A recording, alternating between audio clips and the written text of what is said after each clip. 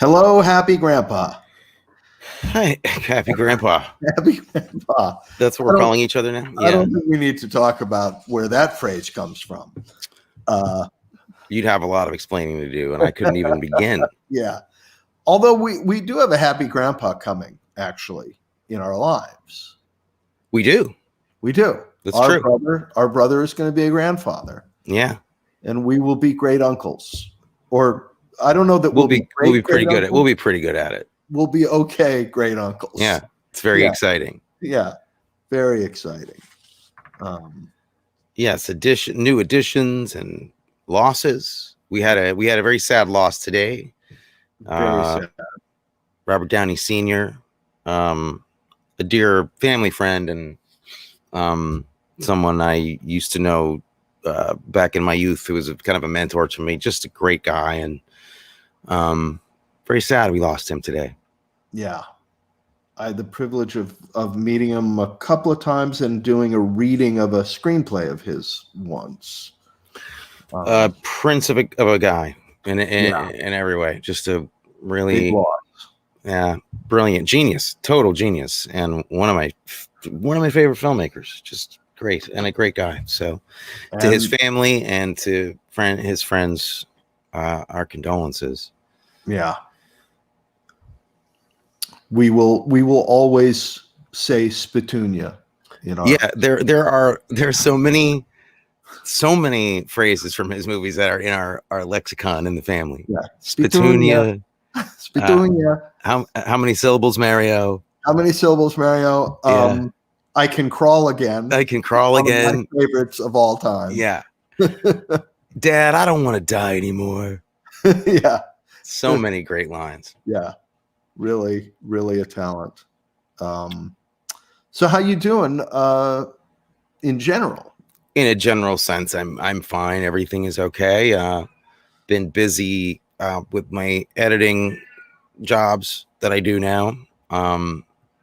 We just finished my production company. My buddy Michael and I, my producer, and I just did production on a short film that we're wrapping up, and I'm doing edit on that now. Just a lot of technical stuff lately. Are you kind of fancy free at the moment? I'm somewhat fancy free. I'm doing a lot of editing too, but the literary editing side. Yeah. And working slowly on launching this new spirit that we're launching. Okay. Any actual news this week that you could, because I haven't heard anything from you at all. No big news. We're just taking care of details, getting ready for this trip to Chicago, where we have a bunch of important meetings with some consultants and some food writers. And when we have to go there, because you cannot ship booze. And particularly now when we're just bringing samples. We don't have a liquor license yet, so we're bringing our homemade samples. You don't want to commit a felony right before you start a business. No. That's one thing I know. That is one thing, So we have to go there for these meetings, and then we will have our business plan completely finalized at the beginning of August, and then we start getting ready to raise the money and launch this thing. And then getting ready for the new semester. I've got a new class that I'm teaching, so I'm starting to do some prep work to acquaint myself with that. Reading some books. Reading some books and failing up. I'm failing up at my job, It sounds. I'd like to fail up like you have been at your job. That would be fun. And have you watched anything good this week? Have you eaten anything good this week? I did eat something good this week. I splurged on the 4th, and we have Wits apartment living here, so we're not really grilling right now. But I got a couple of dry aged New York strip steaks, and didn't do too bad with them. I feel I probably could have taken them out of the oven 40 seconds earlier, and that would have been a smart move. But hell, Yeah. Do you have the meter? MEATER? I bought one for Adam. I have one and I bought one for Adam. I should get one for you. Is it a meat thermometer that attaches to your phone? It's a Bluetooth meat thermometer, and it comes with a program. So you tell it what cut of meat and what degree of doneness you want, and it tells you when to take it out and when to rest, how long to rest. It does everything.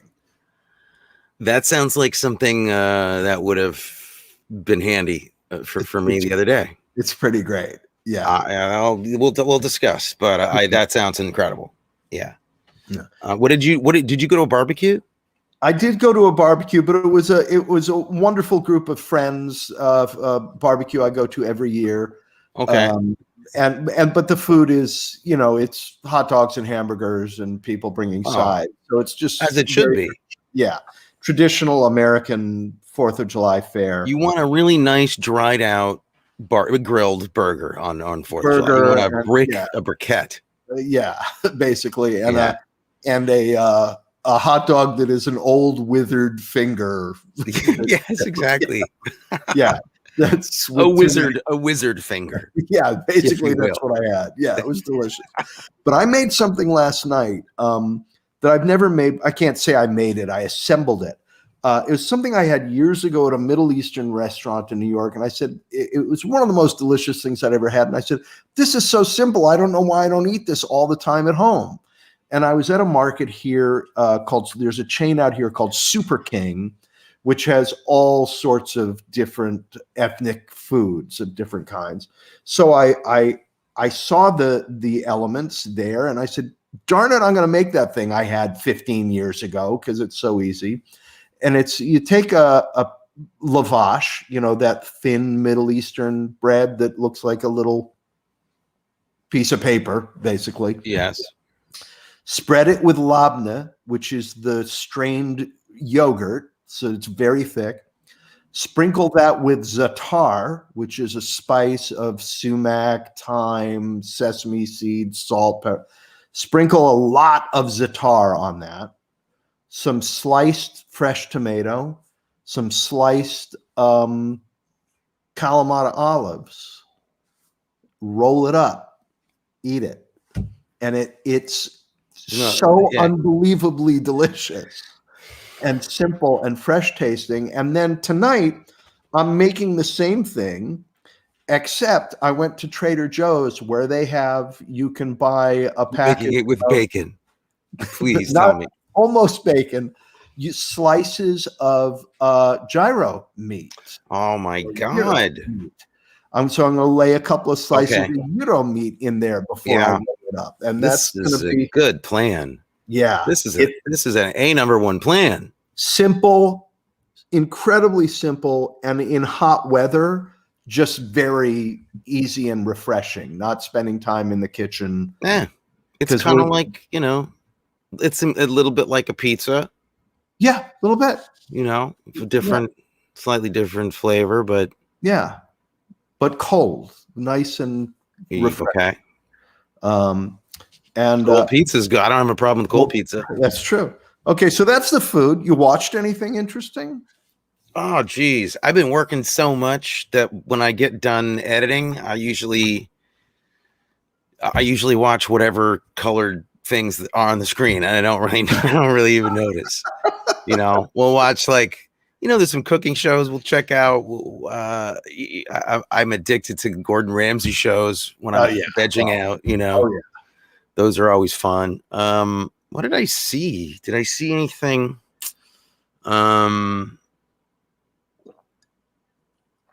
Yeah, no, I did. This has been not a phenomenal week for new viewing. How about yourself? Well, I'm watching a show called The Valhalla Murders, which is an Icelandic TV series. Let me guess. Is it about a female cop who is investigating the disappearance of a girl in a small town? No. And there's a mystery involved in her disappearance. No. It's close though. I almost had it. It's a serial killer. Okay, that's in every Icelandic show. Yeah. Every Icelandic show. Boy, I never thought that I want to go to Reykjavik. I want to go to it's Iceland now. it's supposed to be great. I just- do too. Let's go together. We'll go sometime. We'll go. It looks extraordinary. And is that where they have the ice hotel? No, the ice hotel is in Norway or Sweden or something. Well, they have there's very famous ice like baths, like a spa baths near the airport. We'll do that near the airport. You just fly in, take a bath, and head home. That's it. Yeah, that's the day. Right. On our way. And then I watched, I don't know if I talked about this last week, a movie called Nobody, starring Bob Odenkirk. I can't remember if you told me on the show or not, but that's really fun. And I think it's the only movie that you can describe as a cross between John Wick and History of Violence. If you mashed those two movies together, you would get Nobody. And Death Wish. Oh, okay. Those three movies, you would come up with Nobody. I had to refer to my journal because we're boojoing this now. You and I. Yeah. But I did see some. I forgot this week. I did see. I just want to mention my friend Terrence has a movie that he directed and wrote that just got released on this platform called Shudder, which I have. It's Shudder. Okay, and it's a really cool little indie horror movie, and it stars one of my best friends, Jacob A. Ware, who's also in my movie. And anyway, this movie is called An Unquiet Grave, and it got a nice write-up in the Times. Apparently, I haven't read the review yet, but anyway, I saw that. I'd seen an early cut of it, but I hadn't seen the final cut. And An Unquiet Grave. An Unquiet Grave. I'm writing that down as we speak. And so I did see that. That is something I saw that I'm glad I remember to mention. If he's going to be starring in horror movies, he should change his middle initial to B. Don't you think? I will let him know. Jacob Beware. I will let him know. Yeah. I think that's very smart. And if he has never heard that before, I'll give you $1. Yeah. Well, he doesn't talk to me. I don't know, because he's in movies and he doesn't talk to me anymore. Yeah, he doesn't talk to us anymore. He's famous. Yeah. Okay. So this week, we're talking about a movie that we watched called Honey Badger Don't Care.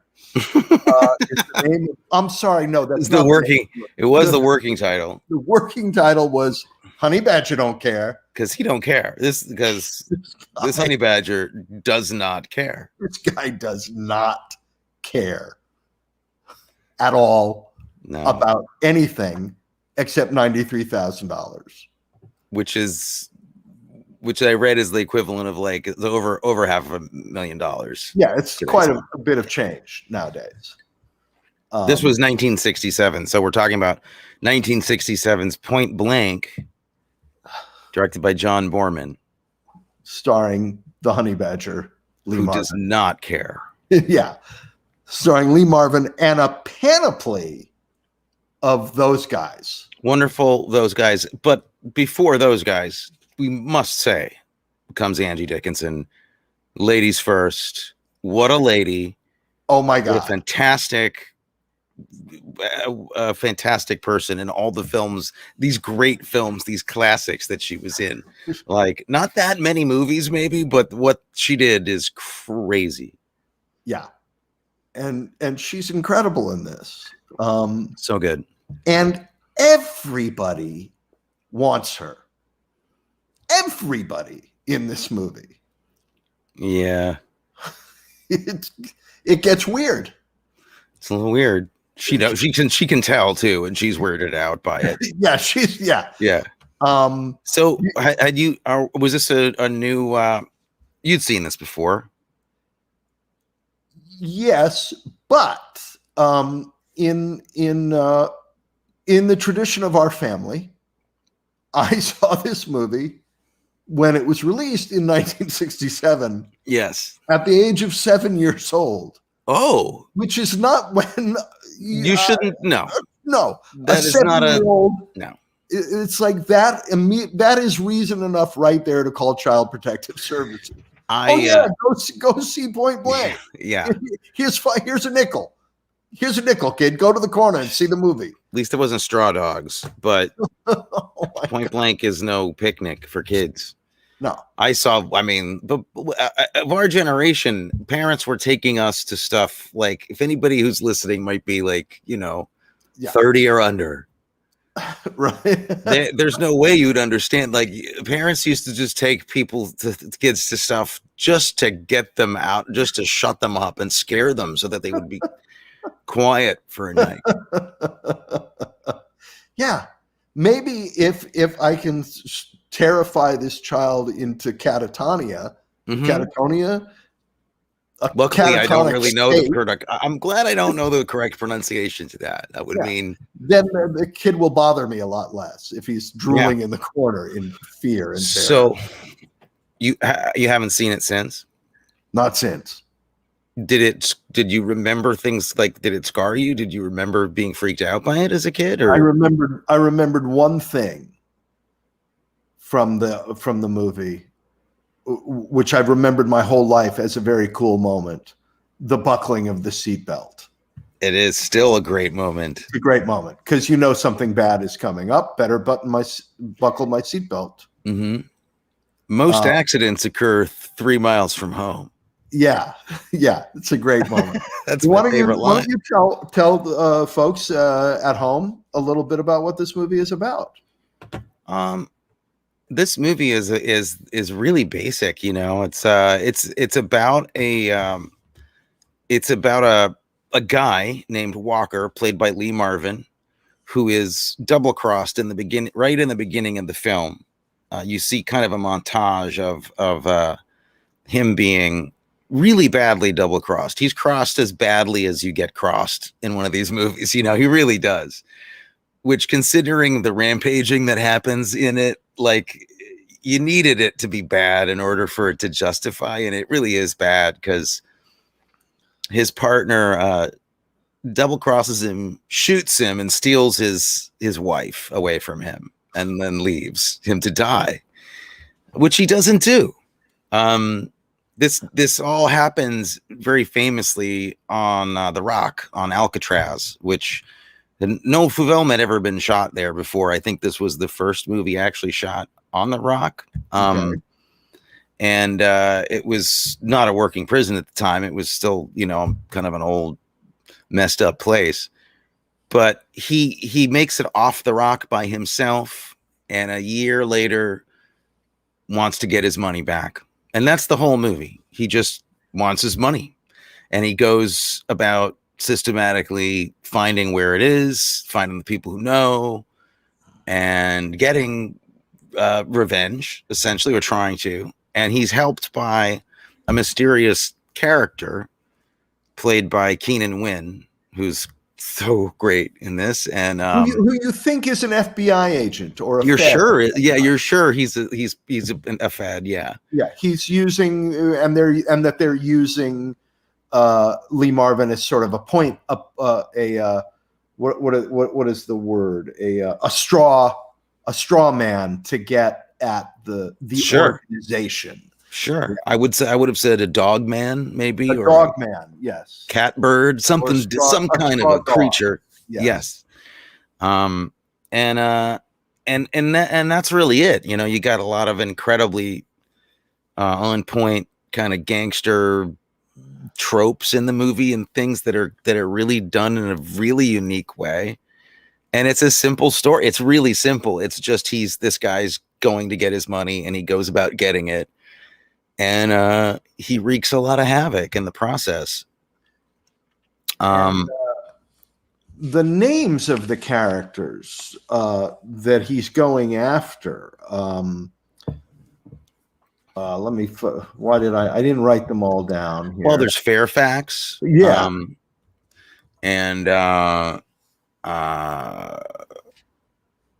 Who's the other guy? Who's Brewster. Yeah, Brewster, Fairfax, and Cartwright. Fairfax. And everyone's talking like, you got to talk to Cartwright about that. Well, you got to go talk to Brewster. Brewster's the one who's got your money. Fairfax got the money.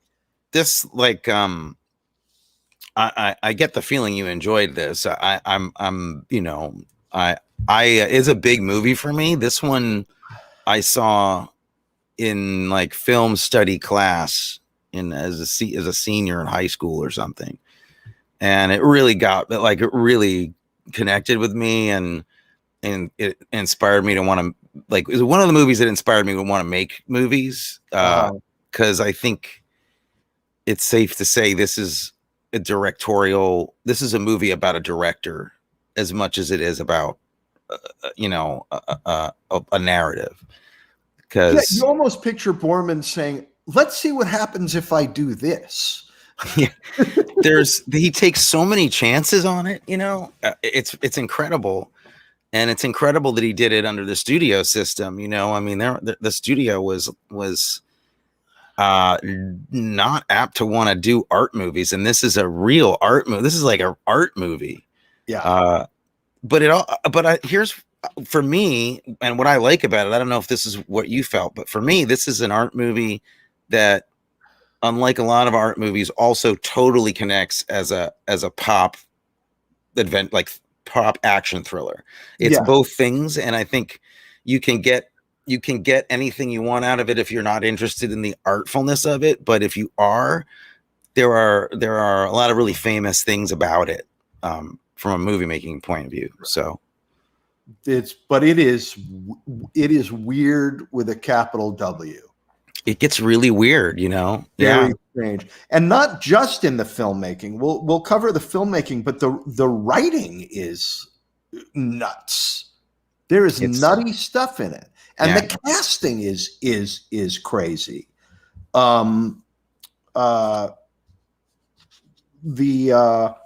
The casting of Michael Strong as Stegman, as one of the bad guys.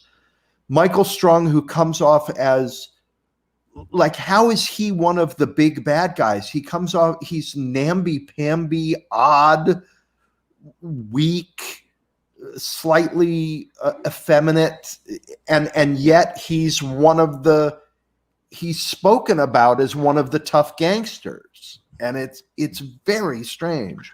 Well, there's among other things that are going on with it, there's a really weird sexual dynamic between all the characters, actually, and so, like, no, what are you making faces at me for? It is so strange. Yeah, it's so strange that there was one sequence during which I actually started humming to myself, "Come and knock on my door," the theme from Three's Company during the love scene. It's like, oh my God, what is happening here? Yeah. You know the sequence I'm talking about. I do. Yeah. Man, it takes a lot of chances, Well, we should tell people listening what happened. Lee Marvin's wife leaves him in the double cross for another guy. That guy has also slept with his wife's sister, who is Angie Dickinson. And then Lee Marvin's wife, when he finally finds her, dies, and Lee Marvin starts sleeping with the sister, who has also slept with the bad guys. And when Lee Marvin finally sleeps with the sister, they have this shot of him sleeping with her, and they roll over, and she's in bed with one of the bad guys. And they roll over, and the bad guy is in bed with the sister. So it's this sort of time lapse rolling over, everybody having slept with everybody else. And you're just like, and it starts happening? Even in that first 2 minutes with that party scene where Reese and Lee Marvin meet. John Vernon and Lee Marvin meet in this giant, like, stag party with 1,000 guys just screaming and shouting and partying in this room. It's the craziest thing you've ever seen. And they see each other across the room, and they're like trying to get to each other, and they're shouting and they're pushing guys out of the way, and they get to each other and they collapse onto the floor. And John Vernon is like making love to Lee Marvin in the middle of the room, practically. It is so strange, the weird while he's sexual. telling him about the caper. begging him to help him, and then you gotta help me. and then there's the weird, the one of the big payback moments, which is really I guess my favorite sequence, is when Lee Marvin finally gets back to find John Vernon in his room, in his bedroom, and he's naked. And there's this incredibly strange scene where he's menacing this naked, trembling John Vernon, who was actually terrified of Lee Marvin. Oh, really? Yeah. Yes. Look, I love Lee Marvin, but unfortunately he was not a really nice guy to some people. He was rough to work with, I think. And John Boorman loved him, and they were really good friends, but he did punch John Vernon in the stomach in one of their first scenes together, because he thought he was too weak to play opposite him. And admittedly, you have to be pretty tough to play opposite Lee Marvin, because it's not a lot tougher in the screen than Lee Marvin, or in real life. I mean, the guy legit got shot up in the Pacific during World War II, and he recovery went through hell. Yeah. And machine gunned. Well, I didn't know that. I knew he was injured terribly, and I knew he saw horrible things. I was listening to some of the director's commentary on the disc last night, and John Boorman was talking about, Soderbergh was interviewing John Boorman on this. So Soderbergh's a big fan of this movie for a lot of reasons. But they were talking about, Bourne was talking about how there's a lot of Lee Marvin in this movie, that it's really about, a man who's been brutalized, and a kind of a brutal man who's got something in him he was trying to redeem something through his relationships with these women. And he apparently really opened up to John Boorman and said, he went to the Pacific when he was 17 years old, and he was an incredibly naive, sweet kid, and just came back a completely different person, and never really exercised the demons that he got out. But anyway, he was a rough dude, and he punched John Vernon in the stomach in their first scene together, and apparently made John Vernon cry, because Vernon was a theater guy, just an actor. He literally started crying and was like, I don't work like this. I don't punch people. Yeah. Which is crazy, because John Vernon himself is such a tough guy. He always played tough guys. Well, Dean Wormer. Come on. I know. Come on. It's terrible, but it's one of those roles that just sticks. It does. He's one of my favorite lines. That foot is me. It was him. Right? Absolutely. Yeah. So yeah, the editing in this movie, my God, that's where Soderbergh really, got with it. And it's so innovative in its editing style, that it was really a while later that anybody was using any of these things in their films. Well, they do that incredible thing in that scene that you were just talking about, where they're on the floor during the party and he's screaming, "I need your help." And they keep cutting to his voice quietly, the same lines. "I need your help. They're going to kill me. I need your help. They're going to kill me." It's just this weird juxtaposition of ideas.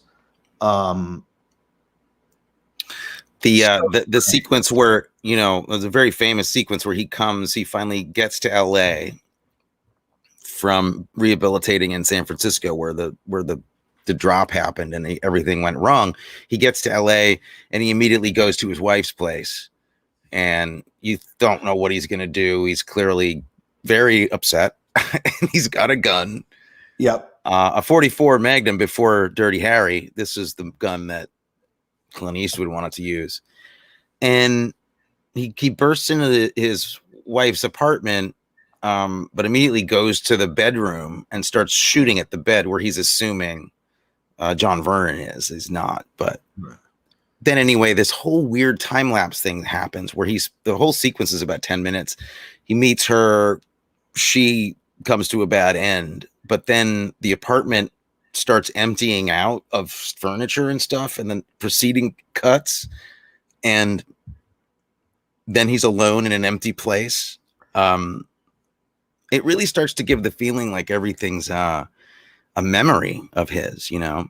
Right. His arrival in LA, when he gets off the plane and he's walking through that long tiled underpass at LAX that I remember from my childhood. Yeah. And the fact that they use that, because every time, even as an 8 or 9 or 10-year-old kid walking that hallway, I felt like I was in a movie. Yeah. It felt like a movie set. You're like, I'm arriving in LA. I'm walking down this long, futuristic tiled. Yeah. My footsteps are echoing. And then they use it in the movie, and his footsteps are like a metronome. They're like bam, bam, bam, bam, bam, as he's coming. And it's these footsteps of doom as he's coming to his wife. He's an unstoppable force at that point. And that shot is, that's the shot that really got me in film school. Like when they were showing that sequence, I don't think they showed us the whole movie, but like we saw that famous section of him arriving in LA, and just that corridor stuff blew my mind. And, you know, also, did you notice the use of color in the movie? Yeah, it's very strange. It's so unique, you know. Everything is done in sections. Like this is the green section, and in the green section, the sets are green, the upholstery is green, the suits, the ties, everything is a different shade of green. Right. Which I found out the director's commentary, at least according to Boorman, is just because it was his first color movie, and he was nervous, so he kept everything. He wanted to keep everything in the same palette. He didn't want to make a mistake, because he really hates in movies cutting from a shot with something very red in it, for instance, and then cutting to the reverse of something where a blue thing contrasts to it, and he hates it. So everything is one tone. Wow.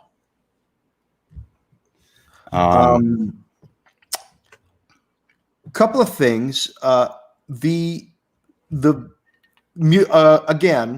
a movie from the 60s, 70s with a music break. Oh yeah, but what a great one, right? What a music break that ends up having one of the most violent backstage fights. It's fantastic. And using the screaming of the singer, who's doing this whole thing where he's screaming at people in the audience, like going, "Sing with me now, sing with me now," you know, and then they're screaming, so you can't tell what is singing and what is screaming. And then the worst punch to the balls I have ever seen in my life in a movie. I liked that punch to the balls so much I put it in my movie as an homage. It's pretty insane. Yeah, it's rough. That apparently the ratings board was a little bit like, really? You can't do that. Well, and the ratings board, where was the ratings board with this movie? Because you've got Angie Dickinson completely nude in 1967. Yeah, but it's in the background with an anamorphic lens, so it's just on the edge of can't, you know. Well, it was this side of the edge to me. I mean, for me, you're complaining. You're sitting here complaining. No. This was the good side of the edge for me. Yeah. I mean, maybe I was just flashing back to being 7 years old and not believing what I'm saying. Yeah. And then John Vernon kind of nude, because he falls out of the sheet and down. What a way to go. By a car. That's a way to do an homage to Hitchcock, is just put somebody naked in there. Naked falling. Yeah. Just insane. Yeah. And what I love in that sequence is the cops freaking out all over the place, and all of the bystanders are completely bored. Like nothing's going on. Where the cops are running, and bystanders are like, I wonder what happened here. Yeah. What a commentary.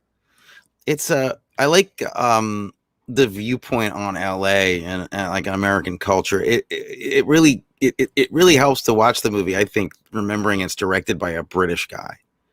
Like a very British guy, John Boorman. This was his first film in America. He'd never worked here before. He was a pretty young guy. And you know, there could be books written about how the courage that he had to come to the States and do his first big Hollywood movie and take the chances that he did with it. I mean, it's amazing. It's amazing that he got away with it. But you know why he did? It was all Lee Marvin. Lee Marvin and him hit it off for some reason. Like, they got along. They both hated the script. Like, they hated it. Really? Yeah. They thought it was garbage. So they went to work at deconstructing it so that they could have fun making it and make it about this character and really fracture his psychology and show that fracturing even in the way the movie was made and how it looked. And they hit it off. And apparently Lee Marvin went to the studio and said, he was already an Academy Award winner at that point. And he told the studio, like, this is my guy. John Boorman's my guy. He goes, I have cast approval. I have final cut approval. I've got all these approvals. I abdicate all of it to him. And he left the room. Wow. And so this young English guy suddenly had final cut. And so I guess Marvin, he had a lot more, he was a lot more powerful back then than I gave him credit for. I didn't know he was that big a star, but I guess. Well, because he had just won the Oscar for Cat Ballou, right? It must have been. It must have been that. Yeah. Well, you know, this is from a book. Right. Westlake. Richard Stark, who's really Donald E. Westlake, who wrote over 115 novels. Jeez. And are you a fan of Westlake? Yeah. Yeah. A lot of them made into movies. And one of them, I believe, called The Axe, which hasn't been made into a movie. About a guy who's in a very specialized line of work who loses his job. So there's only one or two other companies in the country that he could go to work for. And so he realizes, and there's only, 7 or 8 other guys in the country who can do the job that he does. So he realizes that several of them need to die so that he can get a job with one of these. He's just a regular dude, but he has this specialized line of accounting or whatever. So there's a certain number of people who have to die so that he can get his job back. Similar at another company. Yeah. Very basic needs that they have, these characters. Yeah. Have you read the book this was based on? The Hunter? No, I haven't, but now I want to. I love the first line. I think it's the first line in the movie. Cell, prison cell. How did I get here? Right. It's super noir. It's like Yeah. It's like DOA, that level of simplicity. I will Venmo you $10 right now. Do it. While we are on the show, if you can answer a question for me. Oh man. Okay. Well, I can't answer the question. This isn't like I'm trying to trick you. Okay. I looked for the answer to the question, couldn't find it, and want it. Okay. There's a scene where he comes in. It's towards the end where he shows up at that house, and Angie Dickinson tries to beat the crap out of him, and she beats him and beats him and beats him, and he just stands there. Yeah. And she beats him until she falls on the floor in exhaustion, and he completely ignores her as she's doing it, just stands there. And then she falls on the floor, and he walks over to the couch, sits down, and turns on the TV. And a movie comes on, and they show several lines of dialogue in the movie. And I wanted to know what movie that is that he's watching on the TV. I had the same reaction, and I forgot to look it up. So I looked everywhere. I was plugging the dialogue into Google, hoping it would pull it up somewhere. Could not find what movie it was. I will have that information for you next week. I'm shocked. Shocked, I tell you. I will try to have it for you next week. Okay. That's something that I should know. I feel bad that I don't know. You remember the scene though that they show it very clearly. Oh yeah. gotta have some significance. It must have some kind of meaning to at least to John Boorman. Yeah. But this is also the man that directed Zardoz. So, you know, what has meaning for him is going to be a little odd, perhaps, for the mainstream. Right. Okay. Favorite lines? Because I have some favorite lines. I'm sure you do. I do really, I do love that line. I guess my favorite line is most accidents occur 3 miles from home. So that is a great line. Yeah. Two of my favorite lines belong to Carrol O'Connor, who shows up at the end of the movie. That was great. He's so great. He gets out of the car and he shows up at like the top secret lair of the bad guys, right? Where unbeknownst to him, Lee Marvin is waiting inside the house to ambush him. And he shows up there, the car pulls up, the chauffeur opens the door, and he gets out and he says, "Look at that hillside. Nobody did any watering or anything." Yeah. Oh my God. Here we go. Yeah. This pool is freezing. Yeah, he gets into the house and Lee Marvin attacks him with the gun and everything. And Carrol O'Connor says, "You're a very bad man, Walker."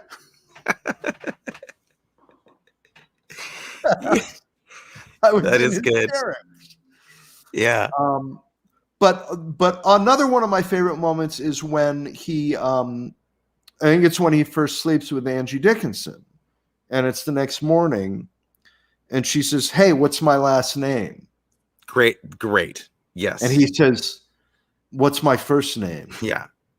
And neither of them knows the answer. It's great. It's a so great good. moment. Yeah. And they both got each other. It's really cool. And he plays it really well because he's like clearly like, "Oh, I don't know her." but yeah. Yeah. And the other thing I love is that the two main guys who start the whole story off are named Walker, just a man who walks. That's his only name. He doesn't have any other name. A guy who keeps moving. And then his nemesis, Mal. Bad. Yeah. That's great. How simple can you make simple, but it sounds like it would be really silly when you hear people just say it like this in a way, but they really create a universe where all of that makes sense. Like completely. The world that this happens in isn't really our world, but it's also not a fantasy because there are a lot of people that believe that this is actually that Lee Marvin is dead. That he's actually not, that he's killed in that cell in the beginning of the movie, and that this is a dream of what he'd like to do. And that actually makes a lot of sense to me. Well, there's a lot of people that feel that is the interpretation of it that works. And John Boorman said he refused to say what his interpretation of it is. But it's definitely, the whole thing is really about memory, and time, lost time, and trying to piece things back together somehow, and having lost the loop. Like he's lost a year, and everything's changed in his life when he gets back. And I feel like that fracturing of him and his psyche, it's a part of it. It's a part of it, whether or not he's actually a ghost and he's seeing a fantasy of what he'd like. But there are weird things like him and who is it? Keenan Wynn. They really never look at each other. Like literally almost never look at each other. That's true. And there's these weird little clues that maybe he's actually not there. Well, especially at the end when when the money is his for the taking and he doesn't take it. Yeah. He walks away. So it's almost like the ghost came back just actually for revenge. Yeah.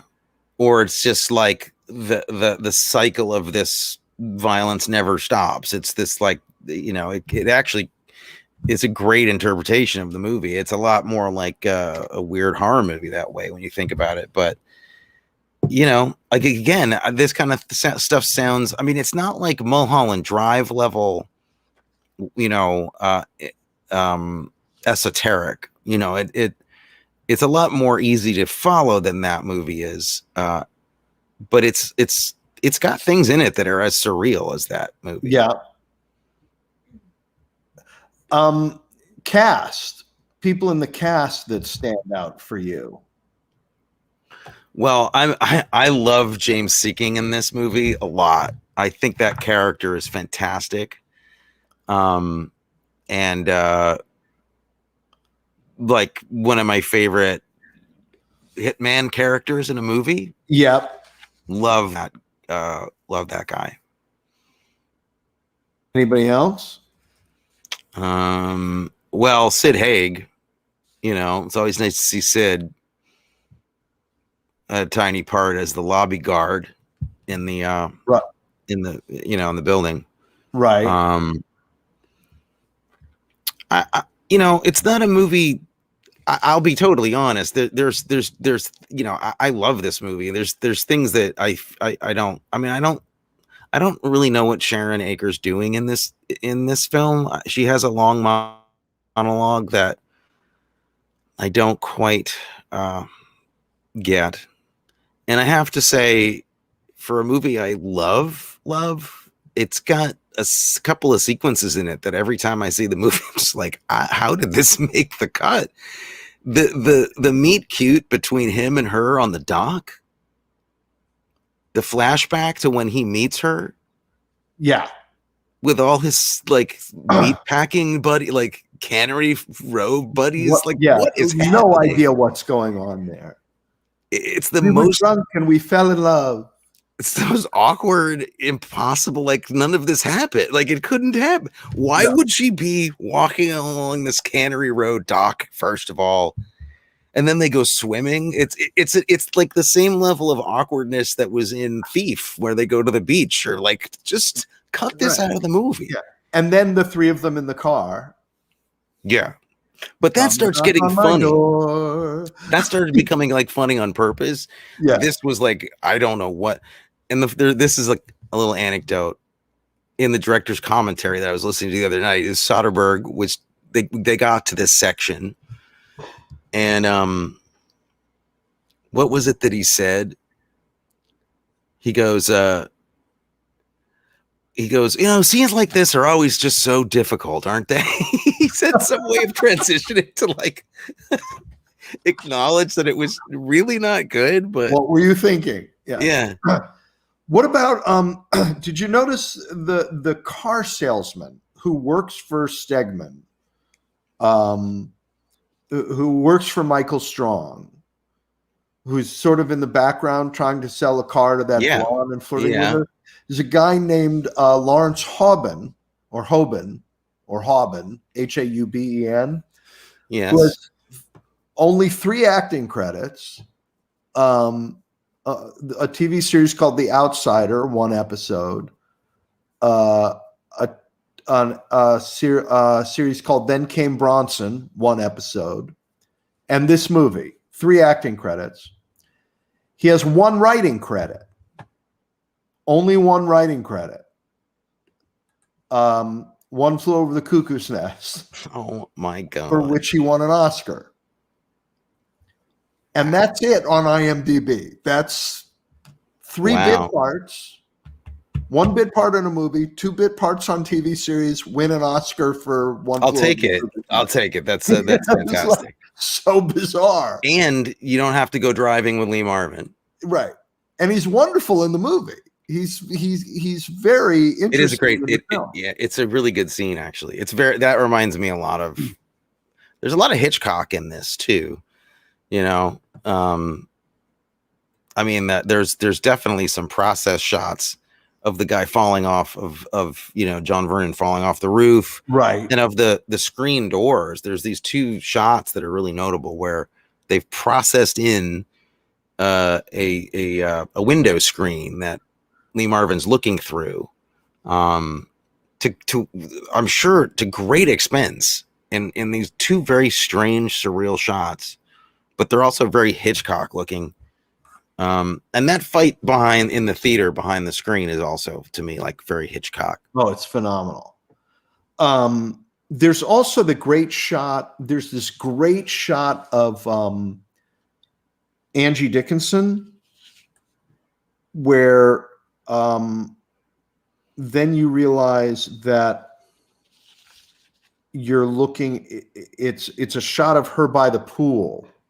You're looking at her by the pool, and then Lee Marvin turns on the lights inside the house, and you realize you weren't looking at her by the pool. You were looking at a plate glass window, and you're seeing her reflection by the pool. And the minute he turns on the lights in the house, you're looking into the house. It's a great shot. Yeah, really well done. There are so many things about this movie from a director point of view. Like, I feel like this is just a prime example. If you want to show what it is a director does or can do, like what their contribution to a movie is, this is a perfect example of it to me. Yeah, because honestly, everybody was a professional, had worked in the business for a long time, but nobody on this really there wasn't a famous DP on this movie. There wasn't like a really famous editor. I'm sure they were well known and worked, but so much of this was Boorman just pushing this vision, which was so weird, And it also really, like this viewing, I realized how much I feel like he was putting commentary about LA and about America in the movie. Oh, yeah. Another place where it showed up, aside from that thing of the violence with the cops and the bystanders being bored by it, is when he takes Angie Dickinson on sort of their first date. Yeah. And they go out and they're at a diner. Yeah, like a car hop diner, a weird cheap diner. Yeah. A cheap diner. And they're having a conversation, and they keep cutting to this young couple who are bored. Yeah. It's a young, attractive couple, and you're thinking, oh, they should be in a conversation. This is background. This is what's going on, life around the crazy murdering people. Yeah. Should be normal life. And yet whenever we cut to normal life, it's almost worse than what's going on in the movie. Yeah, because it's not normal life. It's LA. It's LA. It's Hollywood. Yeah. Yeah, it's a really, really cool vision of the city. It doesn't look like this in any other movie. John Boorman, it's always cool when people from other countries come here and shoot stuff in cities that we know, because they never shoot what you think they're going to shoot. They never shoot what he didn't shoot what a person from LA would shoot. Right. And a person from LA would probably have a lot of really cool, accurate, this is what really the locals do, and these are the real places and stuff. But here's a guy that doesn't know any of that. He's just going on what he's seeing for the first time. And I think you can learn a lot about our culture from watching other cultures look at us. And it reminds me of a cartoon that I saw today. Somebody saying what Europeans think the 4th of July looks like in America. Mm-hmm. And it's a mother and a father and their 2 kids, and they're all around the grill making hot dogs and hamburgers, but they all have, like, the father has an AK-47, shotguns and stuff. The mother has a revolver in her apron. And they don't seem to be half wrong about that either. They're not. They're completely not. Yeah, there seems to be a kind of a shocking, like this animalistic thing that I feel like John Boorman saw in Lee Marvin seemed to be this very American idea, this very American form of violence and gangsterism that it's just never been like in any other movie. You can see that in other movies, like later on in some of the paranoia thrillers in the 70s, like the way that this is just called The Organization, which is another thing I stole from this movie, from my movie. The mysteriousness of all of this, what they do, how they make their money, how deep this business goes. You're never told anything. No. You're just kind of you're just kind of along with Lee Marvin and only know what he knows. And also you mentioned that thing about her, slapping the shit out of him in that scene. Oh my God. Totally authentic, because she hated him. Really? They had worked together before. They had done a Western together, and she found him kind of abusive, apparently. And there was a stunt that they did that he kind of messed with her on. Like he was being an awful person. Oh, wow. He was like hanging her out of a window or something in this stunt, and he really freaked her out. And so she just hated him. And John Boorman knew that going in. And actually, one of the reasons he wanted to hire Angie Dickinson was because they had this bad history. Huh. But he convinced her to do it. And then part of the thing was that during that take, like, everybody agreed, yeah, you can just beat the hell out of him, go crazy. And she got it out of her system. And that's why the take goes on that long. Oh, because wow. she just hated him. Really? Oh, God, Yeah. I did not know that. Okay. Interesting. Sid Haig. Did you notice the young Sid Haig? Which one was he? He's the lobby guard in the building. Oh, yeah. Yeah. Spider Baby. We talked about Spider Baby on the show. Spider Baby. We should do Spider Baby next week or the week after. Spider Baby. Is Spider Baby available?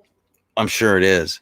So does this movie make you want to like make movies or not? Because to me, I see this and I'm like, that's just, who wouldn't want to make movies seeing that movie? It's so cool. Yes, it did make me want to make movies. I'm gonna go make a movie. Wow. Don't do anything crazy now.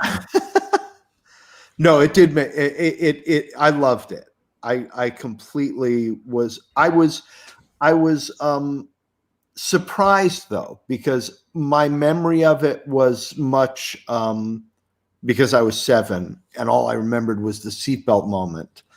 I thought I was in for a much more standard, slick movie than it was. Right. And I was a little freaked out watching it. Yeah. This is just bending my concept of everything. Yeah. But I loved it at the same time. I just adored it.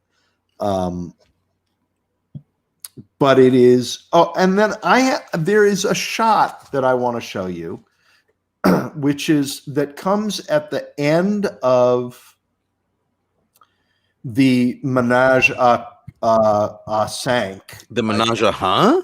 Yeah, I think it's a Menage a Cinq, right? I think there ends up being at least 4 or 5 people in that revolving bed scene.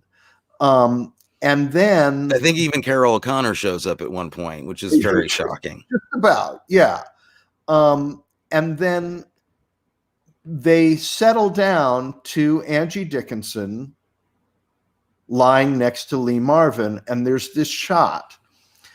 And I'm looking at this shot, and I'm not positive. That's a right hand and a left hand.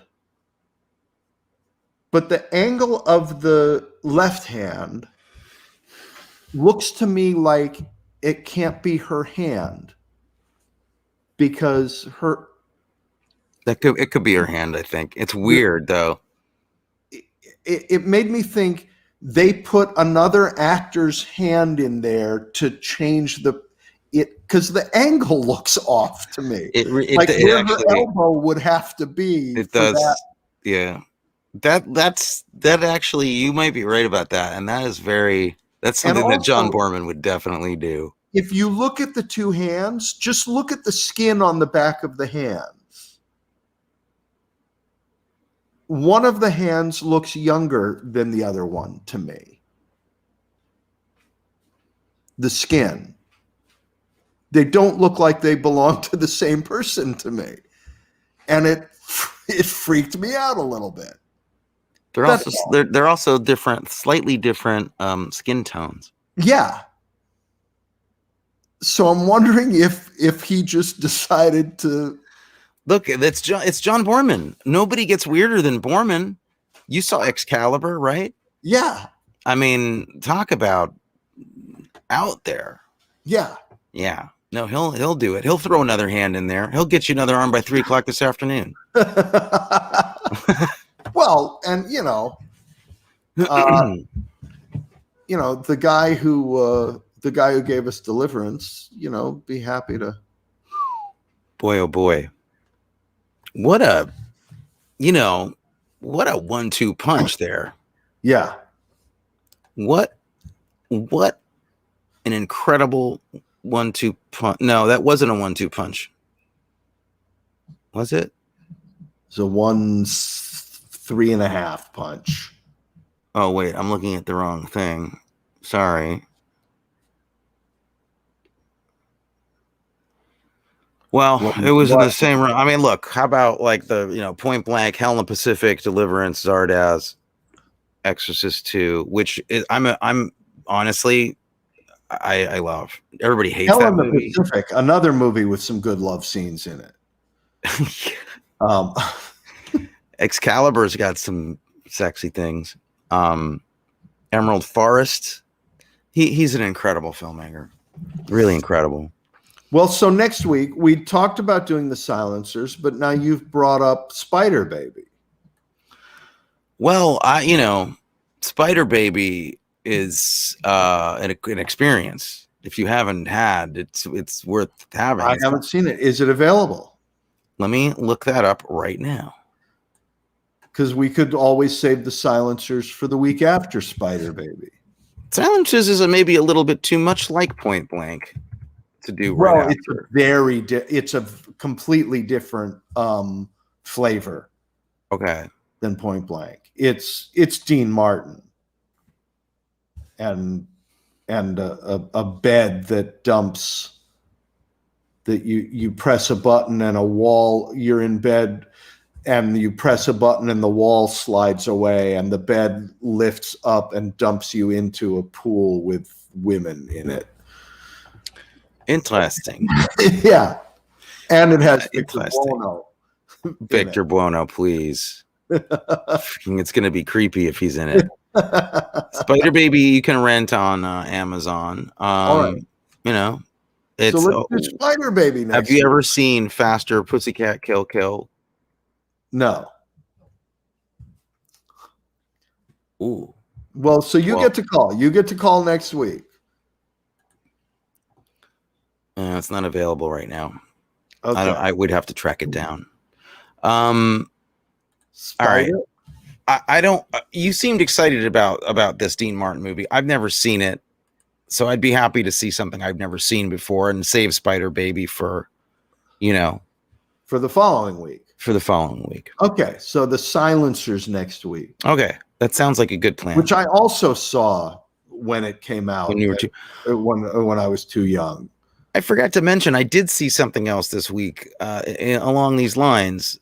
I rented a movie I hadn't seen since I was a kid, and Dad took me to see it when I was very much too young.